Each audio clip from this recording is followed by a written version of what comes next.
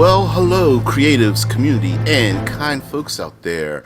Welcome to RPG with DBJ. And of course, welcome to Future Friday, where we talk about all things transhumanist in tabletop RPG games, especially when it comes to the big three: the Expanse, Altered Carbon, Eclipse phase, and of course, any other gaming systems out there that are related to such subjects. And for this Future Friday, we are going to talk about habitats. Yes, space habitats, and not just the kinds there are, because there are plenty of them, and many of them named after the various scientists and astronauts and cosmonauts and such that design them.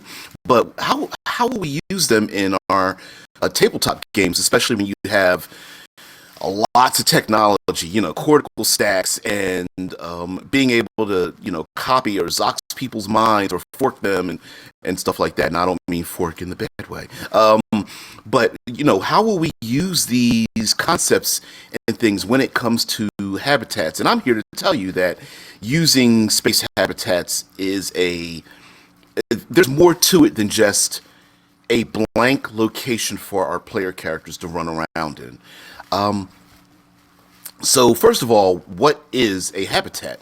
Now, of course, we know that when off of Earth, we've seen plenty of examples of habitats placed on other planets, safe from harm, from basically everything that's trying to kill us off of an Earth-based setting. And then there are those habitats on basically a very large solid surface, whether it's a planet, a moon, something like that. And then, of course, we have our habitats built in space. And while that seems like I'm being very, very general, there is a good mix between the two. And we're gonna go through some really cool locations for you to have some of your adventures. Either having like an empty habitat that's used for like horror based, some kind of horror focused gaming, which Eclipse phase really dives into, or you want to do some kind of like espionage or high action, which Altered Carbon really lends itself to, and especially if you want to do something highly related to like cyberpunk themed locations and whatnot. Now, one of the main purposes, of course, of having a habitat is that we want to take along with us as many comfortable environments as we can when we travel out in the world.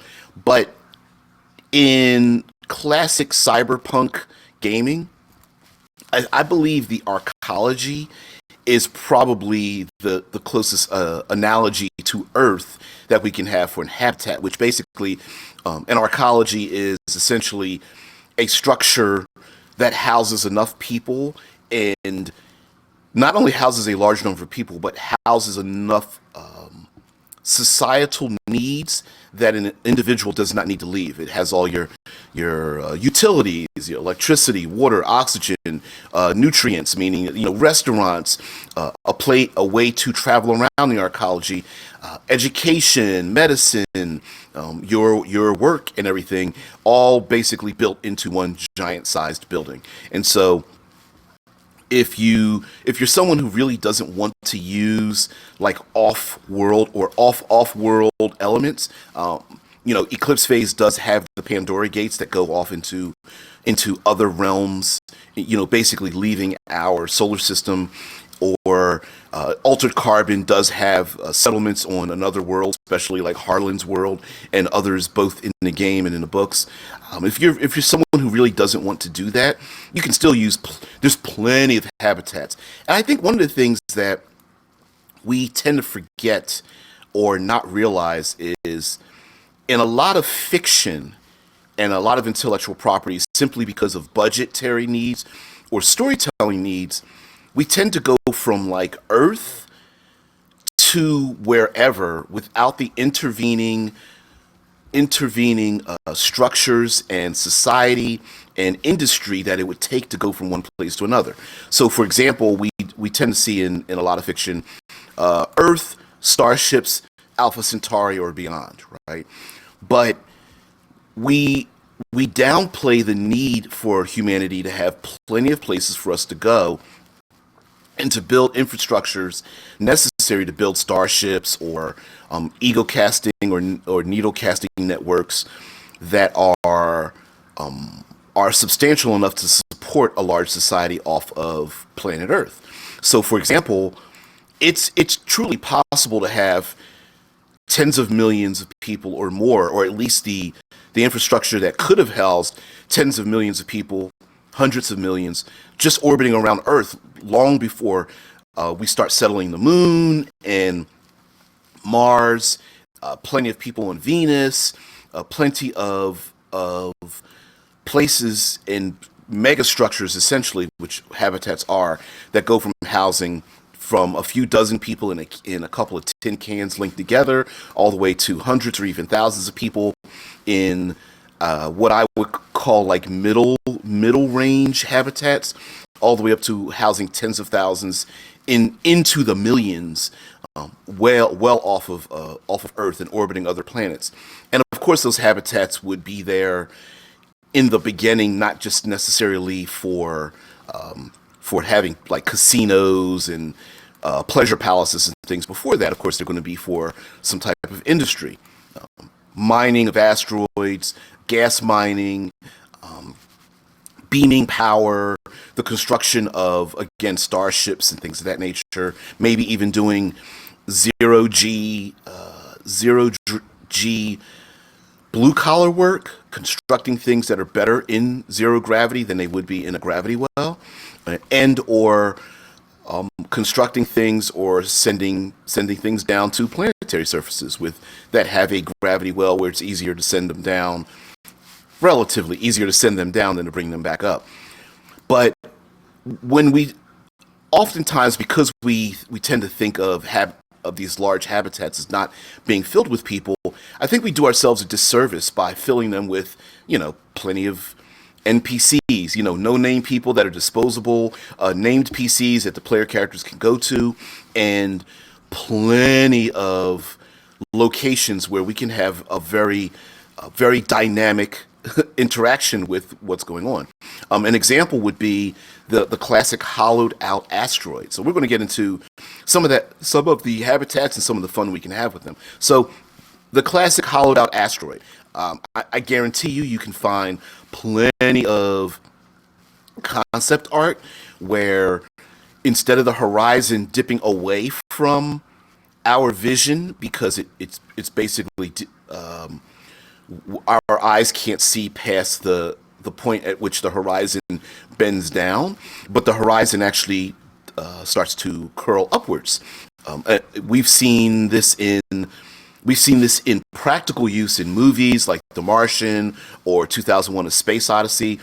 But the cool thing about a horizon that twists up at the end of your vision, basically circling over top of you, possibly, or at least like a ring world where it bends up to the limits of your vision before you can see anything, is that firing projectiles and flying vehicles and other things like that, if they move in a straight line, they're going to hit the horizon. They're going to hit other structures. So, when the player characters tend to sabotage everything. Just be aware they're going to do that kind of thing. If one of them fires a rail gun or a gyrojet rocket or some kind of laser or phaser or maser pistol or whatever, just know, and of course the NPCs as well, just know that it's more likely than not is going to hit something at the end of that particular location. Alex, did you pinch a loaf? Looks like you said you lost 5 to 10 pounds. I hope everything came out all right. No, but I joke because you might be talking about something pretty serious, but I'm just picking with you, dude.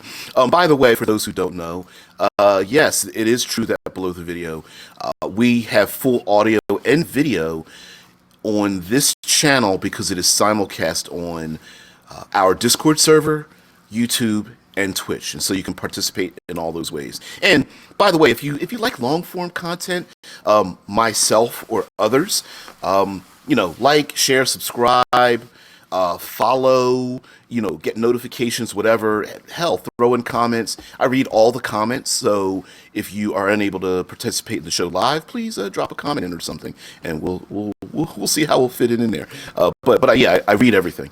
So hollowed out asteroids also allow us to put things inside of hollow asteroids that we would have normally on Earth, or we can get a lot more exotic and creative. So plenty of these hollowed out asteroids have rivers inside of them, because hydrogen and oxygen is extremely important when it comes to both our lives and industry, because hydrogen is a great fuel, and oxygen is a great catalyst as well. So having rivers and streams and that kind of thing is great. Also, when you have hollowed out asteroids, the idea is that they're spun for gravity. So if you want to mix a little bit of like standard gravity along with some lighter gravity and zero gravity, yes, I'm being very general, using the terms standard, light, and zero.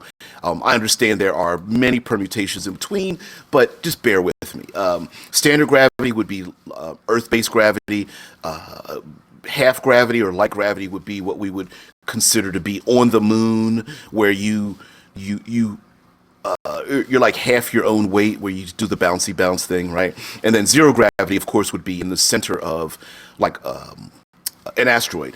And yes, Alex, absolutely, gravity, the invisible force. And we can, of course, you can play with those things with having, like, for example, with a hollowed asteroid, you can decide how it is powered, how the HVAC system works. How do people get oxygen? How's the air moved? How is it lit? Is it lit from open cavities at either end of a spun asteroid with using mirrors, or is there a is there a corridor or some kind of like tube down the middle that has light from it? And of course, if you want to be really exotic with it, you could allow, especially if you want to make like a pleasure asteroid, hollowed asteroid, you could have a central tube that people in zero G could launch themselves out of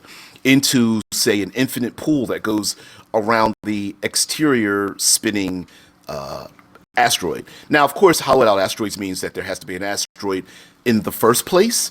So the crap that is carved out of the asteroid, of course, is probably being used externally. It was shipped out. It was used for mining purposes. There's lots of rare elements and things like that. So that may be a plot point, right? Especially if a habitat is being built, which is another great thing to use when using a habitat. So, and lastly, habitats are bounded locations. Thank you, Dead Man, for talking about Earth's gravity versus the moon's gravity. Yeah, having habitats are bounded locations, and the great thing about a bounded location is that the danger is not being able to leave or find a location to hide in or escape from. Also knowing that if the pieces are going after an adversary, that eventually that adversary will be found, along with the fact that when you have an enemy or an adversary and the PCs as well, that the location they are in, it's necessary to keep that location safe, right? Much like being on a sailing ship or inside of a submarine or something like that. Sure, you could have the proverbial, I'm going to cast a fireball, right? I'm going to use plastic explosives, and everyone face palms because they're like, yeah, great, you get to use that once, and then of course the rest of us die, or at least our biological or synth bodies might get destroyed, and then who's going to pick up our stacks and the stacks of all the innocent people you just decided to kill, right? So having the MacGuffin inside of a bounded location and having some sort of reason why the PCs don't just, using a quote from Aliens, nuke it from orbit, right?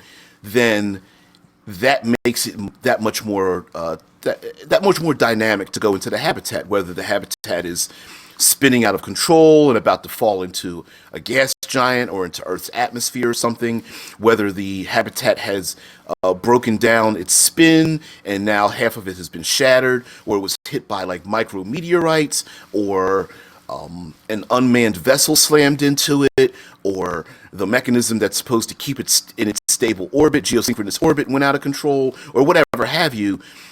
You now have, you can add in like basically tension timers, right? PCs need to go in and get the thing, whether it's the cortical stack of an important scientist, or download files that were corrupted but or held safely because of some government that has now fallen, or so on and so forth, right? Get the PCs need to get to a location to beam their stacks out, and because there's some kind of radio interference and they can't beam out even if their bodies die, their information, to get the information out as agents or spies or whatever, to get from one location to another might be important. So getting to the ego caster or needle caster might be very important as well. Yeah, Alex, he says, just eject that fool in the tube with the explosives. Yeah, dumping people outside. Which, another thing that habitats make great. I like to make a difference between effectiveness and damage. So most games basically default to the person who does the most damage in combat is the best individual, right? The person that hits more accurately and does more damage tends to succeed. And my contention is that can be a failure of ourselves as game masters when running games, because that means, of course, that the only people having fun are the damage dealers. But there's a difference between doing damage and being effective. And effectiveness is, like Alex C. alluded to, dump that fool into a tube and eject that person out into space. Doesn't matter how many hit points or stress or durability or stamina or whatever that person has. Sure, they can have 200 points in my gun. If I shoot them 3 times in the chest, they're dead. But if another PC says, I'm going to like kick him in the chest, slam the button, and eject him out into space in one move, one person is far more effective than the other. So habitats allow people to have great effectiveness when they're disarmed, or they don't have the things that they have with them. And you guys already know, I've already talked about the idea of the fact that with 3D printers, cornucopias, microfabrication, and things, and PCs beaming themselves, their consciousnesses to from one location to another, more likely than not, they're not even going to be able to print out explosives and heavy weapons on space stations, because those space stations, those 3D printers are either going to prevent them from doing it, send out an alarm that they're doing it, or record, with some kind of tracking information. If the PCs are unable to find those weapons through black market means, or it's not supplied to them by some outer agency like Firewall or the Protectorate or Envoys or something, that they're not going to be able to get access to those weapons in the first place. So they're going to have to figure out a way to be more effective with limited resources around them. And mind you, as a game master, you can pull the threads on those things. One game they're like perfect spies and they have nothing but resources completely at their disposal. Maybe in another game they have to go in with basically their wits about them, naked with their wits. And so finding things like whether it comes to stealing items, downloading certain types of items, constructing weapons and things like that. And of course, this is a perfect excuse for melee combat, having some really cool light G and zero G combat going on in a habitat with people like bouncing off of walls and sliding past each other with like mono vibratory blades and of course like carbon fiber katanas and stuff like that. While that may not make sense, I think the idea of doing that's really cool. So put that in your back pocket. Also, we have plenty of other habitats. If just a simple Wikipedia search will give you plenty of ideas on how to, on the types of habitats that the shape and design of them. So Tesla Ranger says, PC. Okay, I'm loaded up with explosives, GM. Okay, now you have to forecast. PC. Face palm. Right. You know, what I love about transhumanism is this idea that, you know, hey, everyone's got like a cortical stack in the back of their head and we can live forever. And what some players fail to realize, and this is a session zero thing you're going to have to explain to them, is yeah, you can't hoard up on equipment. This isn't Shadowrun, this isn't Cyberpunk exactly, right? There's a reason why Takashi, you know, has to make connections with people, is because when you forecast all that crap you loaded your PC up with, all that cool armor and weapons and railguns and explosives, you got to leave all that crap behind because you're beaming from, say, Mars to some outstation, you know, located of, you know, orbiting Neptune or something.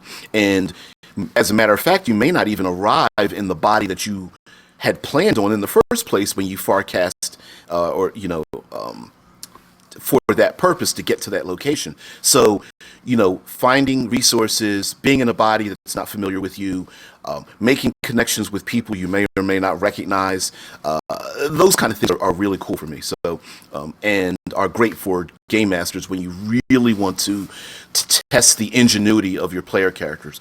Because, you know, essentially, these transhumanist games, basically, your player character is nothing more than an idea. You're basically a personality, and the things you drape over that personality becomes your character. What your body looks like, how it acts and reacts, the equipment your character carries, the NPCs you've established connections with. All those things are trappings draped over the body, which is why Takashi, basically in 2 seasons of the Altered Carbon show, looks like at least 3 different people, and his sister looked like far more people than that from the first season. You know, over so much time. Alex he says, "Dope! Why it has to be a lizard I beamed into?" Yeah, a lizard, a little pet cat or something like that. Yeah, that may be going a little too far, but yes, absolutely. Who knows what you might get beamed into when you arrive in the other location. And even in the Eclipse phase, all the player characters might actually could end up getting beamed into one body, riding around as like digital information inside of one body when the PCs have to use that one body to maybe find other bodies. But anyway, getting back to our habitats, we love ourselves, for example, on solid surfaces like dome cities, underground cities, and constructed tower-like cities. You know, so Tesla's like, at least it's an uplifted lizard. Yeah, yeah. Who knows? Actually, it might be kind of cool to be in one. There are, I know Deadman knows the name of the morphs that are basically the size of like small cats or monkeys, small marsupials or something. I don't remember the name of the morphs, but they're basically small and able to get into small spaces and primarily used in like tech needs and stuff. Is it the scurriers? Thank you very much there, Deadman. Thank you so much. Yeah, there are morphs that are basically small. You can play a character that sits on the shoulder of somebody else, like a high tech version of the person with the music box and the monkey that does tricks, right? But far more deadly, and far more serious. All right, now for land-based habitats, and when I say land, I'm including the outer skin of asteroids as well, and of course we have Earth and Mars as pretty good examples of land-based habitats, and of course the moons. We have plenty of moons in our own solar system around Saturn and Jupiter, and others that are basically, they have a mass on the scale of our own moon to our own Earth. Yes, it is not exact, but these places are very large and stable. So having dome cities is a good example of of a great habitat to have because you have that outer skin, and that outer skin, of course, again, you got to watch out for being able to uh, either using weapons that can break the outer skin or that can break the outer skin, or having weapons that are that can pierce those outer skins effectively. Now, one thing that I think sometimes is undersold with habitats, especially in a very civilized part of of humanity, is that player characters aren't the first people to run around with dangerous firearms. So either you're going to have a situation where there may be weapons, but those weapons are designed to not harm the habitats. I'm thinking of like needler weapons, where the flechettes from like needler weapons are not powerful enough to pierce the outer hull, stun weapons, electrical arc weapons, sonic weapons, maybe a lot of various types of stun weapons or disabling weapons, maybe like ones that project webbing or ooze or some kind of goo or elastic material that can entrap someone. I think those kind of things. Yeah, lasso. Yeah, or oh, what's the kids Disney-fied thing where you spill the ooze down on top of a person's head in the game shows? You know, guns that basically shoot out phlegm or mucus writ large at your enemies and such. So that might be those weapons that players are able to find or steal might be more prevalent because they do less damage. And of course, I mean less damage to materials, not necessarily to people. And so maybe a hacker could like rank up the power on, say, an electrical arc weapon or a sonic weapon or some kind of like neural weapon or something like that, as well as the fact that there might be some fun in entangling your enemy and then bouncing towards them in light gravity and taking your monoblade and slicing their throat and then moving on. Okay, now when it the other thing about habitats built in solid locations is we get to have a whole hell of a lot of fun with vertical locations, meaning like a dome over top of an impact crater, or a dome over top of a huge crevice or something in the earth, makes for great opportunities to have combat that not only is horizontal but it's vertical. Whether you're having combats on like maglev trains, or doing the really cool parkour free running from balcony to balcony, or you have to have a ton of catwalks and bridges and walkways, without handrails, because in the future you can't really afford handrails. And so bouncing from place to place, fighting over what are supposedly bottomless pits and things like that, whether it makes sense or not, is a really cool idea. Yeah. Yes, Danny says, yes, line from, you can't do that on TV. Yep, exactly. Yeah. Why are they bioengineering giant spiders? Mr. Spencer says, we wanted to make we wanted to make non-lethal weapons and use the spider silk as a prototype binding agent. Yep. Yeah. Geneticists, no sense of right or wrong. Giant spiders, whether they are biologically, genetically created, the Nova crab. Hey, kitty. The Nova crab comes to mind for me when it comes to a synthetic body for a PC to be inside of in a light gravity or low gravity location, or hell, even with gravity, they could climb above and across extremely high vertical locations. So that's really cool as well. And of course, you have the idea of, especially in lighter gravity places like Mars, if you dome over those impact craters or those crevices, something could be down at the bottom, whether there's like criminal elements, power stations, things of that nature. And again, the membrane of those dome cities is probably tough enough to stop micrometeorites. So just taking a handgun and blasting your way through them might not be the most effective thing. Although uninhabited or lack of maintenance on habitats is a good excuse to allow a player to do the same thing I said they couldn't do in the first place, right? So basically, getting rid of my own presupposition. Alex C says roll con for Vertigo, rolls a one. Yeah, yeah, yeah. Um, Also, with habitats, we get to play with everything from wide open spaces to tight spaces. We can we can allow those people who are the hackers in the group to have a lot of fun with opening and closing doors, navigating their way through three-dimensional locations.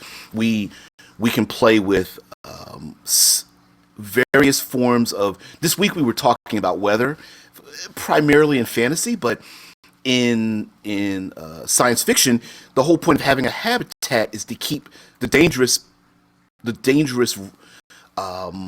ecological elements outside and keep as much comfort inside. So a dome city on Mars is there because, oh, I don't know, the lack of oxygen and the high CO2 levels outside would spill into our habitat if the membranes popped or somehow wedges open a cavity or a door or something like that. And the same goes on, you know, Venus and Titan and Europa and all these places.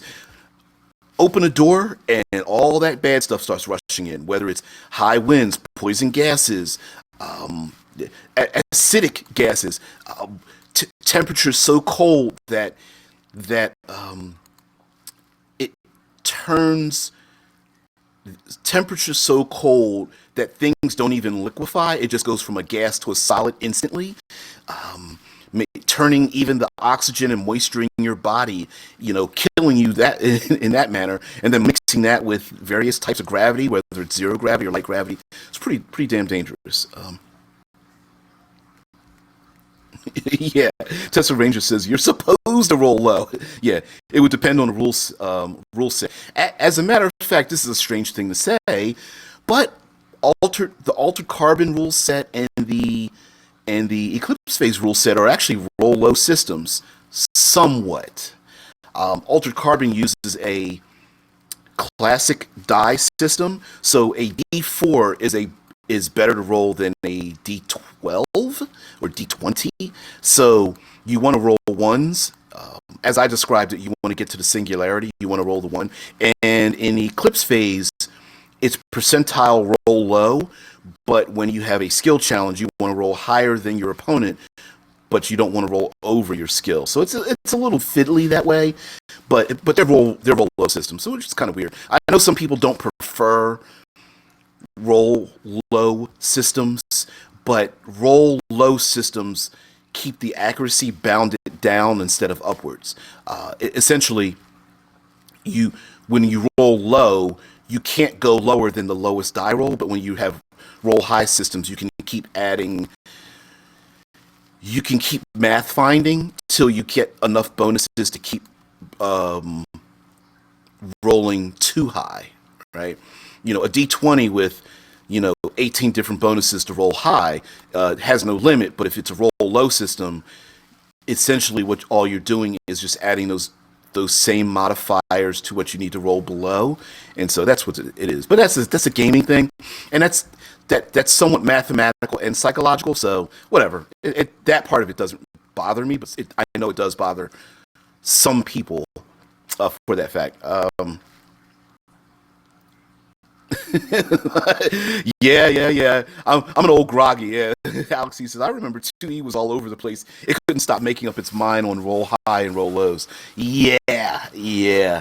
Um, Questing Beast is trying to make a mission of reading the AD&D Dungeon Master's Guide, and it's rather hilarious.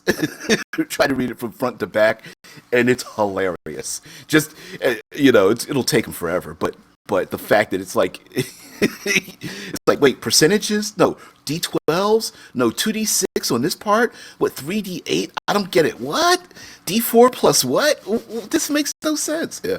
Anyway, so with habitats, and especially with dome cities, You don't need to, again, we don't need to make a big round dome and be done with it. You can, dome cities that overlap each other in concentric bubbles works. Dome cities that are linked together with tubing mechanisms that are either on the surface of a planet. The classic multiple domes with tubes, cleared membrane tubes that link them all together is a possibility. Also, when settlers arrive somewhere, Treasure Planet. Haven't seen that in a long time. Tesla says Disney's Treasure Planet features a space station shaped like a crescent moon. I don't remember that. Dude, I haven't seen that in so long. Thank you for bringing that up. I haven't seen that forever. Yeah. Yeah, Mr. Spenzar says dome cities with a shared overlap, sort of a Venn diagram overlap. Absolutely, yeah. And I could imagine that growing organically because colonists land, they probably make the first dome city, or robots or something establish the first couple of dome cities, and then as industry increases, society starts to split and change. You might have some kind of like cultural differentiation or status, rich people, poor people, privileged and unprivileged, that kind of thing.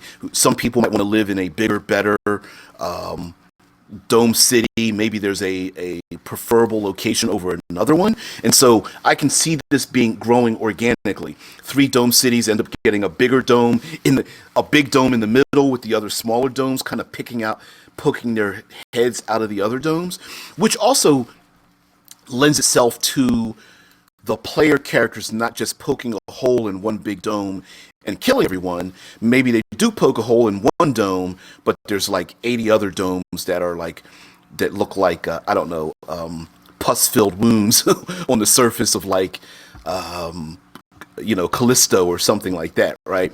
So also when you have dome cities, depending on technology, you can attach to them in lighter gravity locations and stronger materials. You can have extremely tall structures, especially if you have tall structures where intra-orbit vehicles can attach to those structures. You could even do space elevators, things like that. Getting rid of heat is another problem. Listening to Space and Futurism with Isaac Arthur, SFIA, great channel, 500,000 subscribers. Not that he needs my help, but yeah, SFIA is a great channel to watch and listen to. And heat, humanity and energy produces a lot of heat, so you might have a lot of towers that are getting rid of that heat, and they can also be used as elevators and places to live and that kind of thing. Also, lastly, with dome cities as well, places like Mercury and other places, you may have the combination of vehicle and city. So a moving habitat might be necessary, and based on technology, could be used. A giant walking spider habitat, a wheeled conveyance habitat. Mercury might even have a habitat that forms rails out of the material on the surface and then rides on those rails, much like the concept of ancient Egypt moving a big giant monolithic statue, where you're putting the rolling logs in the front and the people at the back are taking the rolling log and running it around to the front of the statue. It would be it's the same concept where you have a big city that's drawing in its own material, forming its own rails, and riding on those rails to extrude those rails out the back end for it to just be blasted by the time the sun comes back up again, Mr. Spencer says, I know you aren't really versed in it, but Warhammer 40k has hive cities, which are basically cities built on cities on top of cities, with the obscenely rich living on the newest spires, and the destitute, criminally inclined, and mutated live in the husks of the dead cities below. Yeah, I am not well versed in 40k, but the idea of like cities built on top of cities, hell yeah. There's an excellent visual version of that in the fifth element when with the city, or Coruscant is another example of that, with the city built on top of the city, where you have basically a mega city, and you know people who are well off almost never get to the bottom of the city because that's where all the poor people live, and that's a great excuse to have a criminal element living in a city that hasn't been excised away, because all the rich people are like, I'm far away enough from them, it really doesn't bother me anymore, you know? And of course, criminal locations are blow off valves as well. Most societies are never all good and all awful. They have to have a place for themselves to be chaotic and evil. So places with criminality, and especially the places that are ignored, sectioned off, the when you, like, for example, let's say humanity starts to populate Mars, you don't need to close off old habitats. You just go, I'm just going to build another one. I'm just going to build on top of it. We don't really need to use the bottom levels. We've got a hell of a lot of space above us, you know. Spenzar says, goes on to say, they have what they call hive quakes, where old infrastructure collapses well below the commonly inhabited regions of the upper city. Ooh, ugh. Yeah, you might have to use, like, maybe there's like a group of people known as rafters that go down into like the collapsed regions, or humanity has enough resources to live but not enough to leave, or fix the problem. So I like that idea. I like the idea of hive quakes. Yeah, Tesla brings up Coruscant, of course. Yep, exactly. I got to it. Yeah, Coruscant's an excellent idea, and of course Coruscant has itself plenty of factories and deep and dark locations. Basically just the dungeon delve, the high tech version of dungeon delving. You know, with things lost down in the lower reaches of certain cities, with maybe specialized law enforcement that can go down in those lower places. Spencer says, it's a tad grimdark, but good lord, oh lord, these places, which would chew Batman up and probably sell his entrails. Pet Ogre says, a tad, yes, a tad. Yeah, 40K is a bit, is a bit outrageous in a good way, in the grim dark way. Yeah, I do get that. I love the concept art too. But anyway, let's go towards let's head our way out of solid surfaces. So we have space elevators, and there's actually things beyond space elevators. But let's go with space elevators. Space elevators themselves could be very small, much like, I don't know, a very large humanoid like space elevator, freight elevator that you can put in a couple pallets of equipment and get them drawn up and down to get materials out. But the epitome of a space elevator would be an elevator that moves such large pieces of cargo that the elevator itself is like a vertical cruise ship, or a vertical cargo vessel, or something that we have, a sailing vessel, right? Where it's not just moving tens of tons of material, it's moving hundreds of thousands of tons of material. And essentially, a good space elevator uses its own momentum, spin momentum or something, to draw things up and down, and plus magnetics and beamed energy and things like that. So using a space elevator as a great location to have some have some gunfights and stuff, and some outer skin martial arts fights and everything like that is probably a pretty cool idea. Never seen it done. I don't know if we'll see that anytime soon, but I would, if I was a movie director or television show director, I'd try to do it as much as possible. Yeah, Deadman says Coruscant had a star destroyer built upside down into a cavern under the city. It was used as a prison. Really? That's sweet though. Yeah, star destroyers being used as prisons and city elements. Hell yeah. Oh, Tesla Ranger. Space elevator equals 5 days of elevator music. Yeah. Could somebody turn the music off? Yeah, right. So what floor are you going to? and you're just like, floor number, I can't reach the top button, 11378.4.6. Yeah, no. But I'm sure a space elevator would be probably in a very efficient society would probably be more like a cruise ship, um, or a submarine, but vertically built.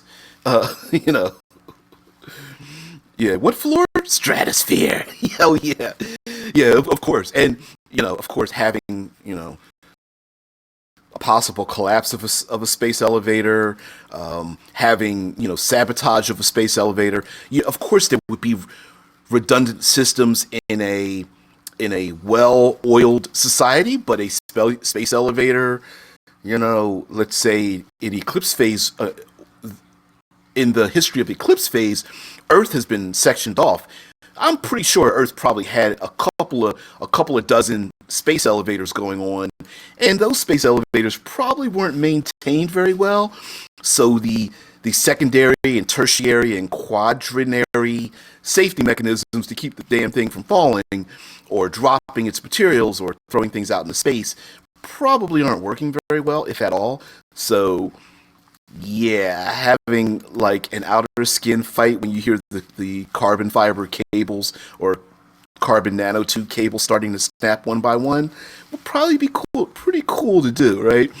As the I don't know, the 15-story space tube starts to fall itself into the Earth's orbit with this big giant, I don't know, cable attached to it or something. Actually, it wouldn't fall. It would get lashed like a whip, probably.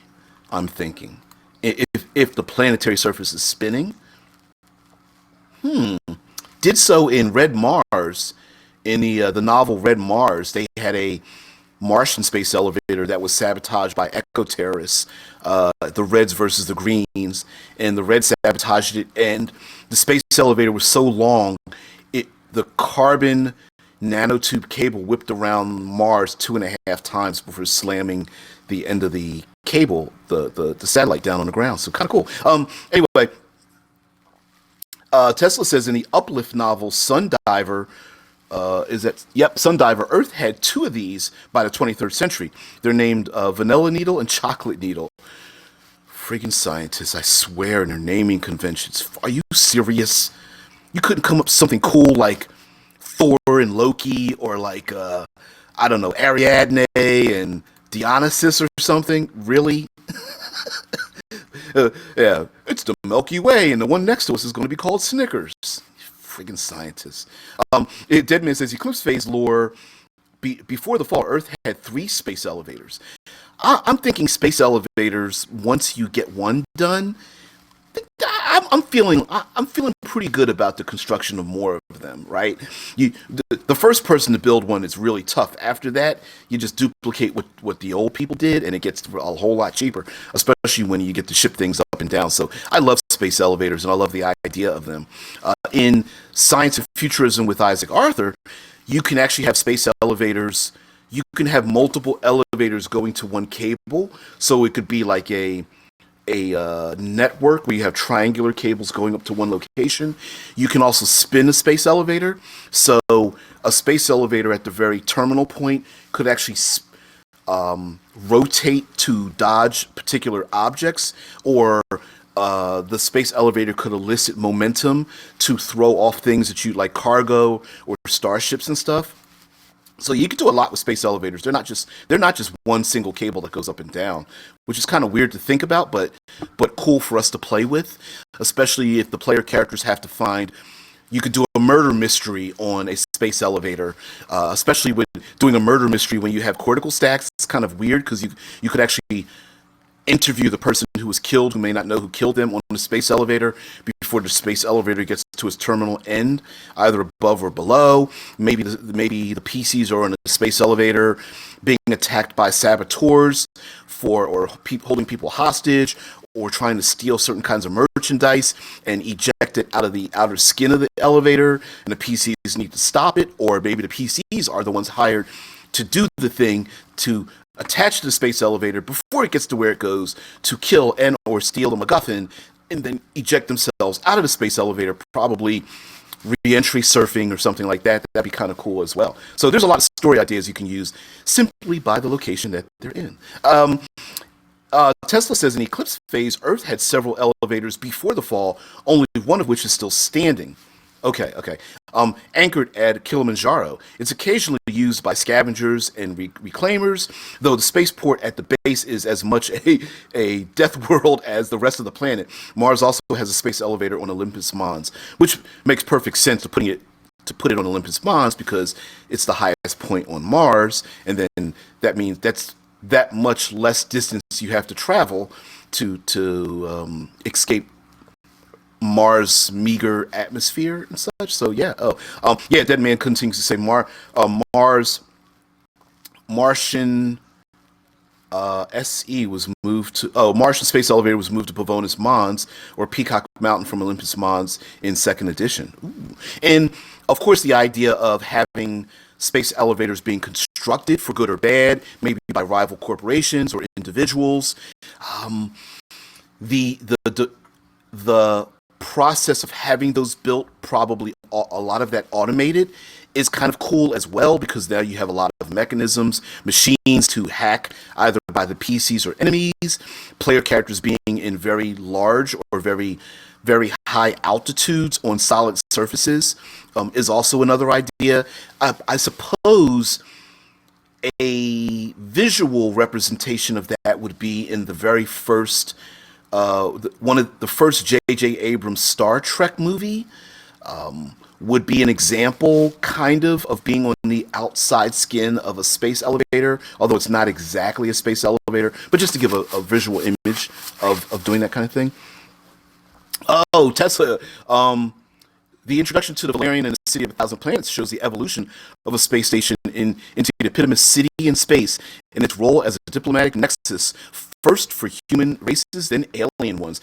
Yeah, despite people not liking the movie Valerian and the City of a Thousand Planets, watch it if nothing else for the visual representation of societies and space stations and alien cultures all located in one environment. Is really cool. It's really interesting. The director has same director that did writer and director that did Fifth Element, got an excellent eye for color and shape and the bizarre and the exotic. So great world to world building in that movie, despite the fact that the plot's a little weird and the characters are a bit thin. So unfortunately, but yeah. Deadman says Pavonis Mons is 3 degrees north latitude, while Olympus Mons is close to a 20 degrees north. Thanks, Deadman. Yeah. Space elevators, of course, are good for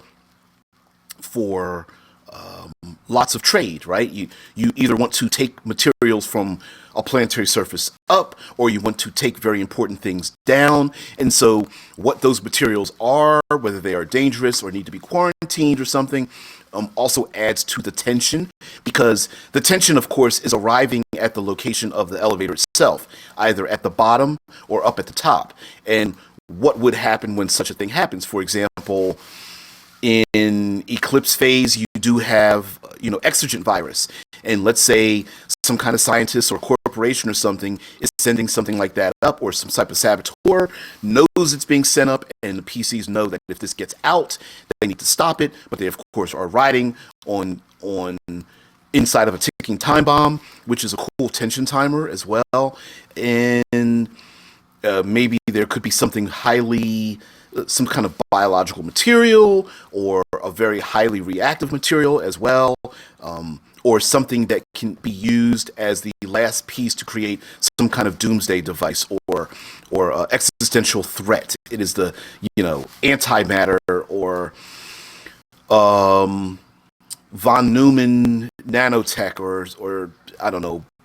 Someone has the last component to build a machine that can create a black hole or something like that. So now, once we hit our space elevators, while not normally talked about in our role-playing games, orbital rings are another mega structure that we could use in terms of habitat building. An orbital ring, basically a giant ring that you live on that orbits a whole planetary system, which is it's a giant mechanism beyond the traditional space habitats that we're used to. Alex says before hitting that up button, he says, "Nice knowing you guys. See ya." Click. You get shot up. You're like, no. Now, we do have a number of spin habitats, basically mechanical habitats, far smaller than, say, a Death Star, but designed in part by theoretical science that you can do a very easy wiki search or Google search. The most common of which we have today, which are tin cans, basically a hollow tube, gravity, things inside, and you attach a bunch of tin cans together. I'm sure in science fiction you can increase the size of those tin cans so they can hold hundreds or even thousands of individuals, but more likely than not, many of them would have very little gravity, if any, or maybe some of those tin cans could spin for their own internal spin gravity, so you could have limited gravity in some of those places. Yeah, Deadman says orbital ring like from the Halo series. Absolutely. Orbital rings, ring worlds.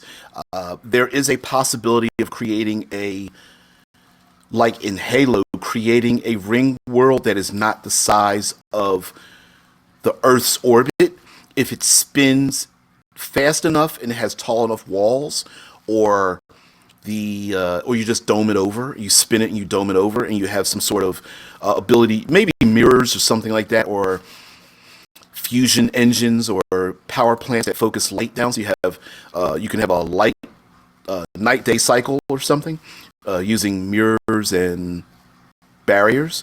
You could very well conceptually create a ring world. Mr. Spenzar says some nanites or refined radioactive element is being transferred into atmosphere, which could kill a planet if it was permeated through the atmosphere.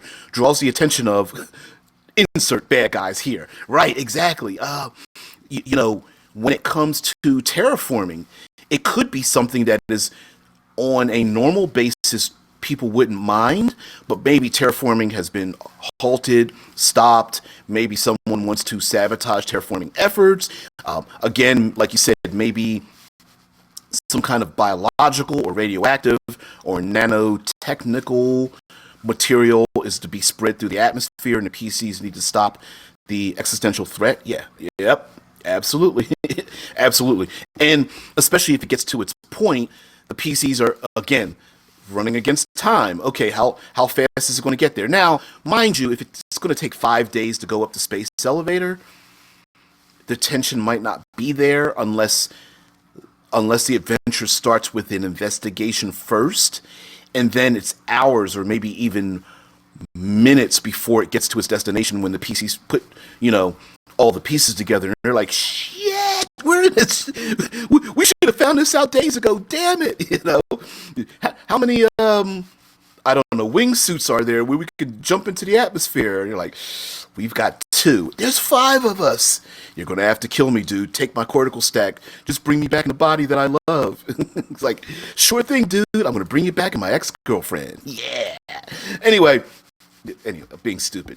So, the another type of habit other than tin cans, which I'm sure plenty of scavengers. The old habitats get emptied out, and then the scavengers, the people at the bottom of the totem pole, get into those habitats. So the other one is the spindle, basically a giant ring with spars that attach to a central rod, and those can be ranked up pretty high, hundreds of thousands of people, and something that's not often done in science fiction, but you can stack rings together.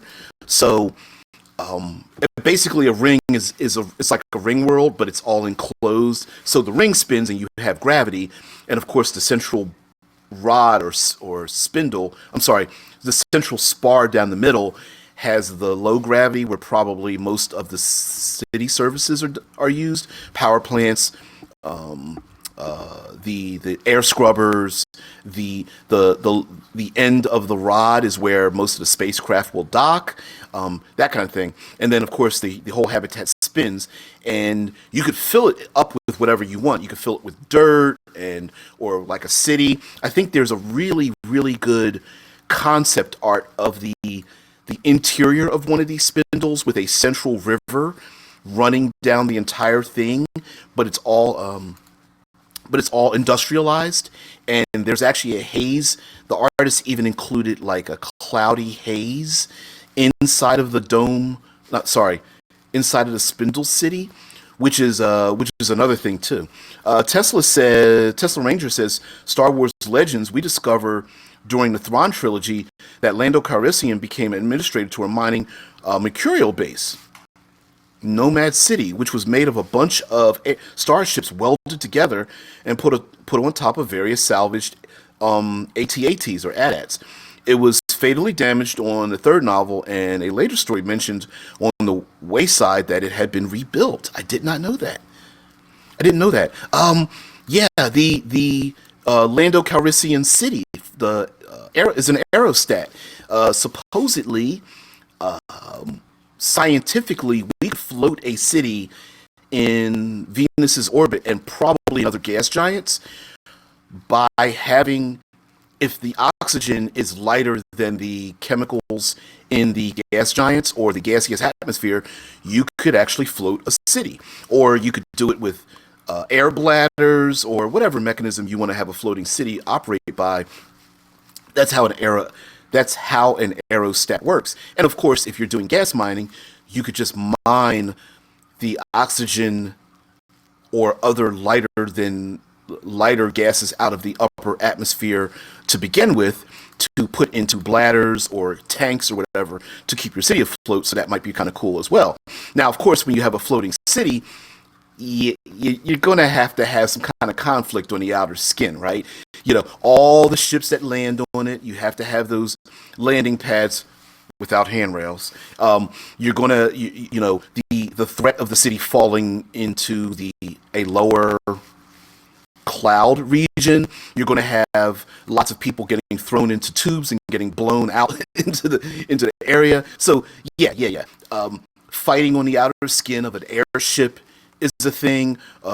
Wingsuits and everything related to wingsuits, whether they're jetpacks, open air vehicles, enclosed vehicles, especially if you're on Venus with its sulfuric acid atmosphere, plus like other things like whether you're in ammonia or methane, ethane, and a bunch of other ethanical chemicals in atmospheres. You're going to have to watch out for that, which is kind of cool. Maybe certain types of hazard suits only allow you to be in those atmospheres for a certain amount of time, so that adds to it as well. Damn, I went on for an hour. Damn, I might have to do this show tomorrow. Methane, ethane, we all thane. Ethane. Yeah. Don't go up in my thing. Yeah. I'm about to cough. Sorry. Boy, that was moist. Yeah. Tesla says the Marvel Cinematic Universe, Thor's homeworld, Asgard, is little more than a medium-sized city surrounded by a compact landscape of oceans and craggy mountains, all of it floating freely in space. Said oceans cascade over the edges into the void, and the whole arrangement appears to have a diameter in the tens of kilometers, give or take, with many of the world's edges being easily visible from the shore. Question like, where does the seawater come from, or where do they grow all that food, are never addressed, but can probably be handwaves with the Asgardians' advanced magic. You know, we were talking about weather systems and things, and during this week, and I was thinking of the idea of incorporating.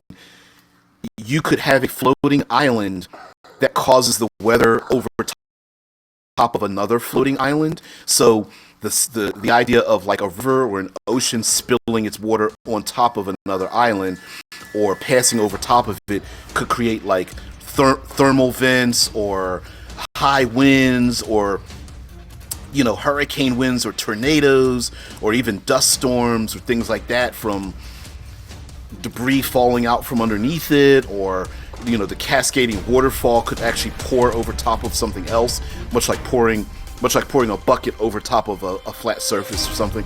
Yeah, it'd be kind of cool. So anyway, guys, we didn't talk about O'Neill cylinders. We didn't talk about stacked spindles. We didn't talk about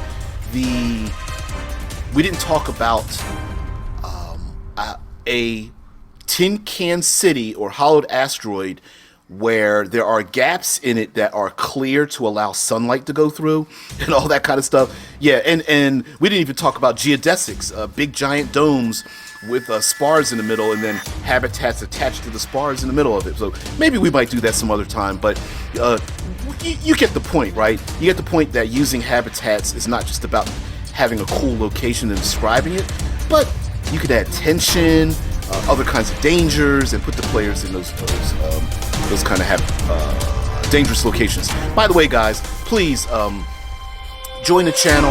Everything you need to know: the Discord server, YouTube channel, the Twitch, sharing, subscribing, all that kind of stuff. If you like, long form content, please subscribe. Thank you very much, everyone. Have a great weekend.